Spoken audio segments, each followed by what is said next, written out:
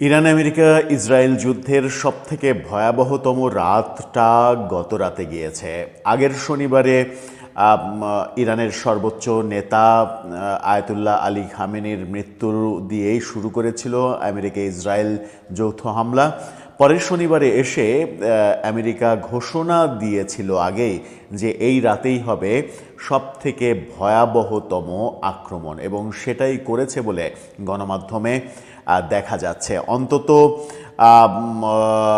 200টিরও বেশি জাহাজ, fighter plane ব্যবহার করা হয়েছে এই হামলায়, এবং প্রায় 250-র কাছাকাছি ক্ষেপণাস্ত্র হামলা করা হয়েছে।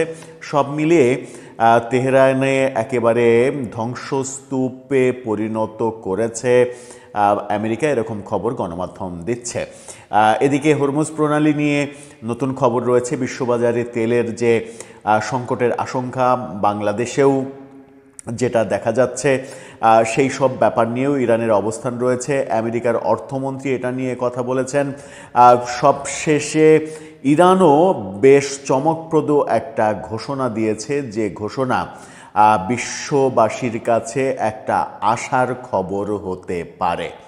চলুন একটু জেনে দেখি ইরান ইসরায়েল আমেরিকা যুদ্ধের সর্বশেষ অবস্থা কি। গত রাতে, শনিবার রাতে, কি ভয়াবহতম আক্রমণটা করলো আমেরিকা। থাকবেন পলিটিক্স টিভির নিয়মিত আয়োজন। বলছিলাম যে ইরান ইসরায়েল আমেরিকা যুদ্ধের সবথেকে ভয়াবহতম রাতটা গত রাত গিয়েছে বলে বলা হচ্ছে। এই রাত যে যাবে সেটা আগেই ঘোষণা দিয়েছিলেন আমেরিকার অর্থমন্ত্রী। এই শিরোনামটা দেখে নিন, সেখানে তিনি আগেই বয়ান দিয়েছিলেন আজ রাতে ইরানে সবচেয়ে বড় বোমাবর্ষণ হবে। মার্কিন অর্থমন্ত্রী তিনি আভাস দিয়েছিলেন, এই আভাসটা সত্য হয়েছে, এবং সেই সত্য খবরের শিরোনামটা যুগান্তর আপডেট দিচ্ছে, যেখানে বলছে ইরানে এক রাতে 230টি বোমা ক্ষেপণাস্ত্র নিক্ষেপ করেছে ইসরায়েল। এই ঘটনার বিস্তারিততে বলা হচ্ছে, ইরানে রাতভর বোমা হামলা চালিয়েছে দখলদার ইসরায়েল। হামলায় ইসরায়েলের 80টির বেশি যুদ্ধ বিমান অংশ নেয়, কিন্তু বিভিন্ন সূত্র বলছে আমেরিকা ইসরায়েলের যৌথভাবে প্রায় 200টির বেশি যুদ্ধ বিমান অংশ নিয়েছিল। যুগান্তর এখানে সংখ্যাটা কম বলছে। হামলায় ইসরায়েলের এই কথা বলছে, এবং 230টি বোমা ও ক্ষেপণাস্ত্র নিক্ষেপ করার কথা তারা জানিয়েছে।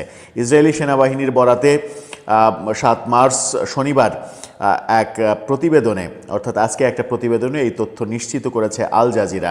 প্রতিবেদনে বলা হয়, রাতভর ইরানের বিভিন্ন এলাকায়, বিশেষ করে রাজধানী তেহরানে একাধিক বিকট বিস্ফোরণের খবর পাওয়া যায় একের পর এক। ইসরায়েলি সেনাবাহিনীর দাবি, এসব হামলার লক্ষ্য ছিল কয়েকটি সামরিক স্থাপনা। এর মধ্যে রয়েছে ইরানের ইসলামিক রেভলিউশনারি গার্ড কর্পসের একটি সামরিক বিশ্ববিদ্যালয়, ক্ষেপণাস্ত্র উৎক্ষেপণ অবকাঠামো সংরক্ষণের একটি গুদাম, এবং ব্যালিস্টিক ক্ষেপণাস্ত্র সংরক্ষণ ও তৈরির একটি ভূগর্ভস্থ স্থাপনা। তবে এসব স্থাপনা ঠিক কোথায় অবস্থিত সেই ব্যাপারে বিস্তারিত এই প্রতিবেদনে বলা হয়নি। শুধু দাবি করা হয়েছে যে ব্যাপক ধ্বংসযজ্ঞ চালানো হয়েছে, যার আভাস আমেরিকার অর্থমন্ত্রী আগেই দিয়েছিলেন। আমরা গত রাতেই এই খবর জেনেছিলাম যে আমেরিকার অর্থমন্ত্রী বলেছেন ইরানে আজকের রাতেই, শনিবার রাতেই ভয়াবহতম আক্রমণ হবে। এই আক্রমণ আগামী রাতেও অব্যাহত থাকবে কিনা সেটা এখনও কোনো গণমাধ্যম খবর দেয়নি। তবে এরই মাঝে আমরা যেটা দেখছি সেটা হচ্ছে যে হরমুজ প্রণালী খুলে দিয়েছে ইরান, অর্থাৎ তেল আনা নেওয়ার, সমুদ্রপথে তেল আনা নেওয়ার পথের সবথেকে বড় যে জায়গাটা, যে মুখটা হরমুজ প্রণালী বলে, সেই জায়গাটাতে ক্ষেপণাস্ত্র হামলা অব্যাহত রেখেছিল ইরান, সেটা খুলে দিয়েছে। এটা একটা ভালো খবর। এই ভালো খবরের প্রভাব সারা বিশ্বে পড়বে। অন্যদিকে ডোনাল্ড ট্রাম্প তিনি বলেছেন ইরানকে উদ্দেশ্য করে যে ইরানকে নিঃশর্ত ক্ষমা চাইতে হবে, অথবা কোনো রকমের আলোচনা হবে না। আইদার ক্ষমা অথবা মৃত্যু, তাছাড়া কোনো বিকল্প নেই। এই খবরের মধ্যে একটা ভালো খবর যেটা বলছিলাম, যে মধ্যপ্রাচ্যের জন্য এটা একটা ভালো খবর এবং বিশ্ববাসীর জন্য এটা একটা ভালো খবর হতে পারে। বিডি নিউজ 24 এই খবরটা কিছুক্ষণ আগে আপডেট দিচ্ছে। সেখানে তারা বলছে প্রতিবেশী দেশগুলোতে আর হামলা হবে না। ইরান ঘোষণা দিয়েছে মধ্যপ্রাচ্যে প্রতিবেশী দেশগুলোতে যে একের পর এক হামলা চালিয়েছিল তারা, সৌদি আরব, কুয়েত, বাহরাইন, সংযুক্ত আরব আমিরাত সহ বিভিন্ন জায়গায় যে হামলা করছিল এবং দুবাইতে সম্ভবত সব থেকে বেশি হামলা চালিয়েছে। গত রাতেও তারা আমেরিকার একটি বিমানবন্দরে হামলা চালিয়েছে। এবার ইরান ঘোষণা দিল যে প্রতিবেশী দেশগুলোতে আর হামলা হবে না।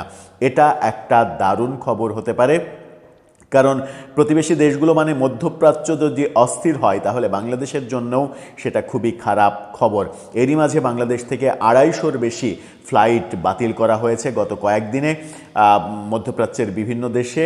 এটা বাংলাদেশের জন্য অনেক ক্ষতির একটা কারণ, আর তার চেয়ে সব থেকে বড় ক্ষতির কারণ হচ্ছে প্রবাসী বাংলাদেশি শ্রমিকরা পৃথিবীতে সব থেকে বেশি অবস্থান করছে মধ্যপ্রাচ্যে, এবং মধ্যপ্রাচ্যের দেশগুলো সৌদি আরব, কুয়েত, আরব আমিরাত, বাহরাইন সহ বিভিন্ন দেশে যে পরিমাণ শ্রমিক কাজ করে পৃথিবীর অন্য কোনো দেশ মিলিয়ে এই কয়েকটা দেশের আশেপাশেও সেই সংখ্যা হবে না। সুতরাং শ্রমবাজারের ক্ষেত্রে একটা বড় ইফেক্ট ফেলবে যদি মধ্যপ্রাচ্য আক্রমণ করতেই থাকতো ইরান। এখন ঘোষণা দিল সেটা তারা করবে না, কিন্তু এই ভয়াবহ আক্রমণ গত রাতে যেটা হলো ইসরায়েল এবং আমেরিকা করল, তার পরিপ্রেক্ষিতে ইরানের মন আবার ঘুরে যায় কিনা সেটাই এখন দেখার বিষয়। দর্শক, আপনার কাছে কি মনে হয়?